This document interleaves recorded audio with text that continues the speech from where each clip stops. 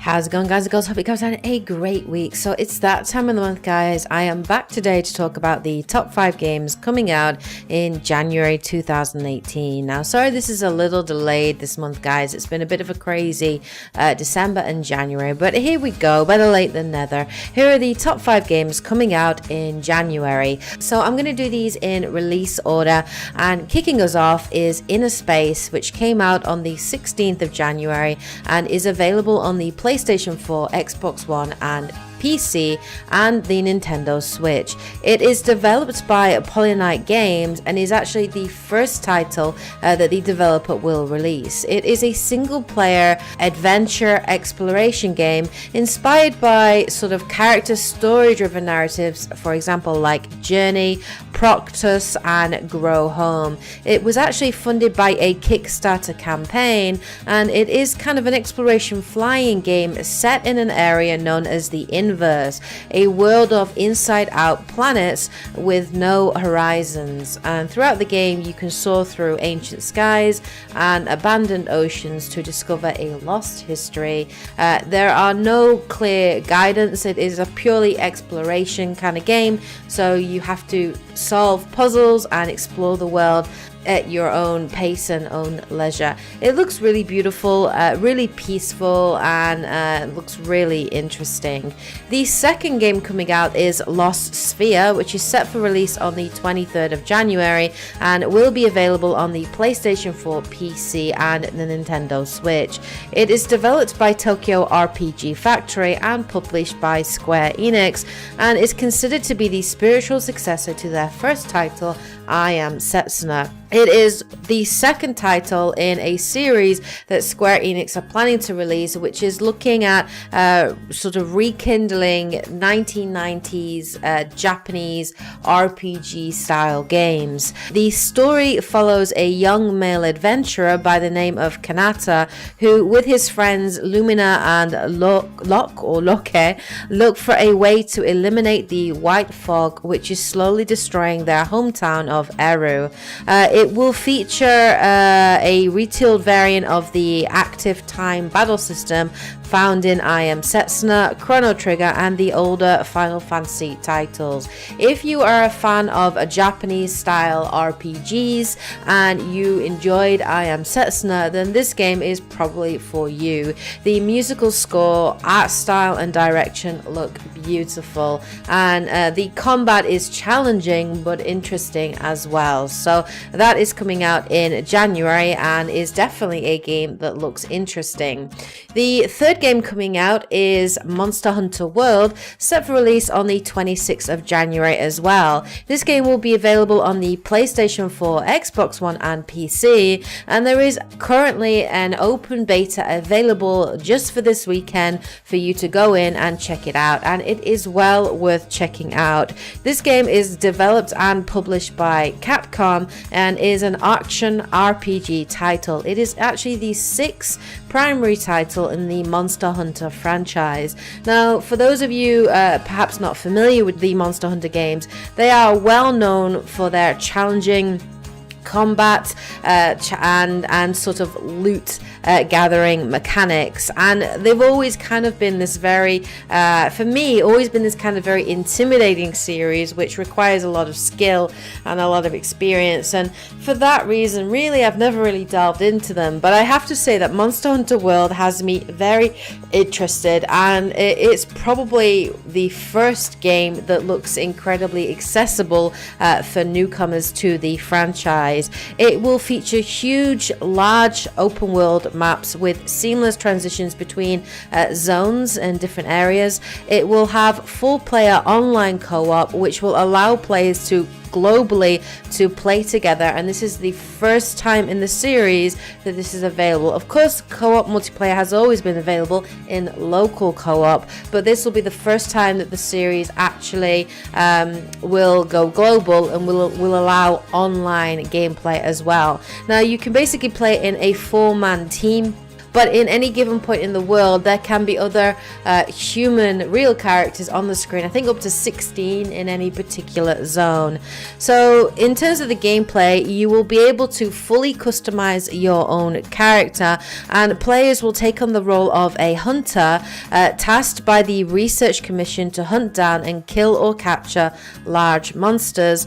These monsters, as you kill them, you can loot their resources and use this to craft more powerful weapons and more powerful armor, and therein lies the appeal of the Monster Hunter franchise. Now, it will have a story, and Capcom have said that they are focusing more on a story within Monster Hunter World, as this has always been something that's kind of lacked a little in previous installments. From what I hear, it looks from the trailer that there are going to be some cutscenes and things, but I think the main appeal of Monster Hunter is the ability to fight huge, gigantic monsters, and just from playing the beta, it looks like it's going to be heaps of fun. Now, there are so many different types of weapons that you can wield, from two-handed axes and hammers to gun blades to ranged bows and all sorts. So there are so many kinds of weapons and ammo sets that you can play. You don't pick a particular class, so it is completely adaptable to the monster that you might be tackling, and you can also adapt the kind of weapon that you use based on what your teammates will be using as well.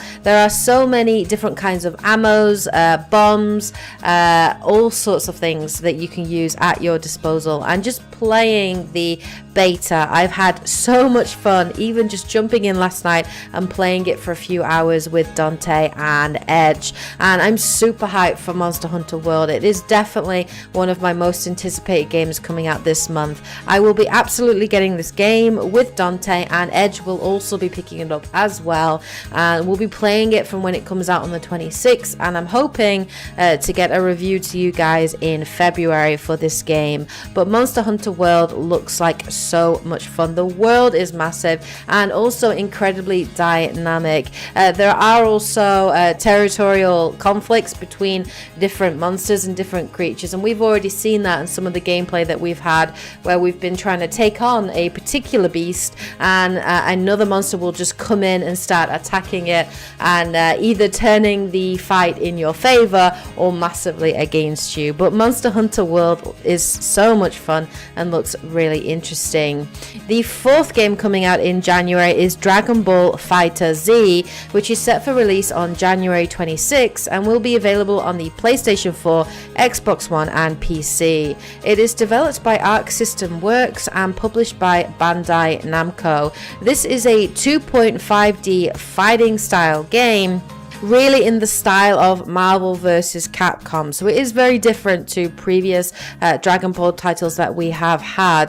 Bandai Namco have confirmed that there will be 24 confirmed playable characters in the game, and that you will be fighting in a 3 versus 3 scenario. It will have a story mode, which will be an entirely new story, sort of connected to the anime, and it will have animated cutscenes, full voice acting, and will obviously expand upon the animated series. The basic plot of the story mode, we are told, is that Goku and his friends must fight a new battle against a revived Android 16 and an army of super androids designed to resemble and fight like them.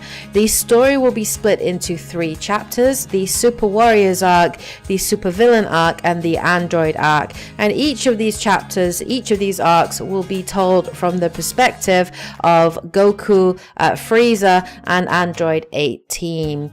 The combat in this game looks really fun, really easy and accessible as well. More sort of like Marvel vs. Capcom and Street Fighter, rather than the sort of more technical versions of games like Injustice and Mortal Kombat. It will have local versus as well as online multiplayer as well, and the game, it just looks like a lot of fun. If you are a fan of Dragon Ball, then this game is definitely for you, and it seems like Bandai Namco are sort of providing really fan service to Dragon Ball fans, and that, you know, the game is very much dedicated to those fans, and will have a lot of really loved references that only Dragon Ball fans will sort of get. But Dragon Ball FighterZ looks like a very good fighting game in its own right, and it's definitely a game that looks interesting coming out this month. And finally, number 5, Dissidia Final Fantasy NT, which is set for release on the 30th of January and will be available exclusively on the PlayStation 4.